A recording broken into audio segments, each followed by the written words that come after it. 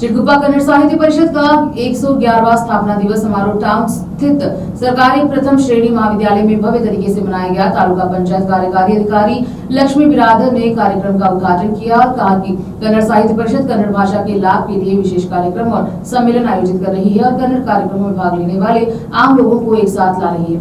कार्यक्रम के मुख्य अतिथि डॉक्टर अजय कुमार शिंदे ने कहा, यह खुशी की बात है कि कन्नड़ साहित्य परिषद कन्नड़ भाषा के विकास के लिए मजबूत प्रतिबद्धता के साथ लगातार कार्यक्रम आयोजित कर रहा है। उन्होंने सुझाव दिया कि शिक्षकों को स्कूल और कॉलेजों में कार्यक्रम आयोजित करने अच्छा काम करना चाहिए ताकि स्कूली बच्चों में कन्नड़ के प्रति प्रेम विकसित हो और वे भाषा के महत्व को समझे।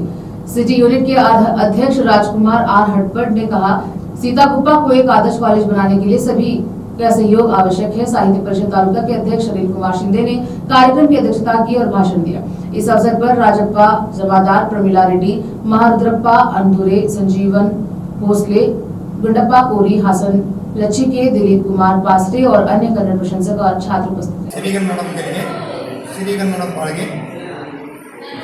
ಚಿಟಕುಪ್ಪ ತಾಲೂಕಿನ ಕನ್ನಡ ಸಾಹಿತ್ಯ ಪರಿಷತ್ತಿನ ಗೌರವಾಧ್ಯಕ್ಷನಾಗಿರ್ತಕ್ಕಂಥ ನಾನು ಇಂದು ಚಿಟಕುಪ್ಪ ನಗರದಲ್ಲಿ ಸರ್ಕಾರಿ ಪದವಿ ಮಹಾವಿದ್ಯಾಲಯದಲ್ಲಿ ಕನ್ನಡ ಸಾಹಿತ್ಯ ಪರಿಷತ್ತಿನ 111ನೇ ಸಂಸ್ಥಾಪನಾ ದಿನಾಚರಣೆ ಅದ್ದೂರಿಯಾಗಿ ಜರುಗಿತು।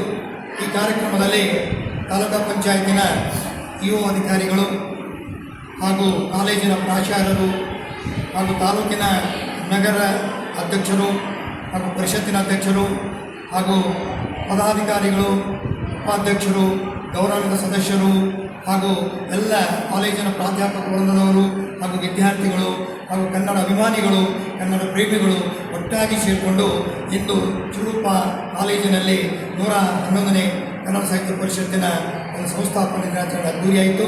ಈ ಕಾರ್ಯಕ್ರಮದಲ್ಲಿ ಎಲ್ಲ ಗಣ್ಯರು ಕನ್ನಡ ಉಳಿಗಾಗಿ, ಕನ್ನಡ ಬೆಳೆಸಬೇಕು, ಕನ್ನಡ ಉಳಿಸಬೇಕು, ಕನ್ನಡ ಬಗ್ಗೆ ಅಪಾರವಾದಂಥ ಕಾಳಜಿ ಇರಬೇಕು, ಕನ್ನಡವೇ ನಮ್ಮ ಉಸಿರು ಅನ್ನೋ ಮಾತನ್ನು ಬಹಳ ಅರ್ಥಪೂರ್ಣವಾಗಿ, ಮಾರ್ಮಿಕವಾಗಿ ಎಲ್ಲ ಗಣ್ಯಮಾನ್ಯರು ತಿಳಿಸಿದರು। ಈ ಒಂದು ಕಾರ್ಯಕ್ರಮದಲ್ಲಿ ಅನೇಕ ವ್ಯಕ್ತಿಗಳು ಉಪನ್ಯಾಸವನ್ನು ಸಹ ಕೂಡ ನೀಡಿದರು।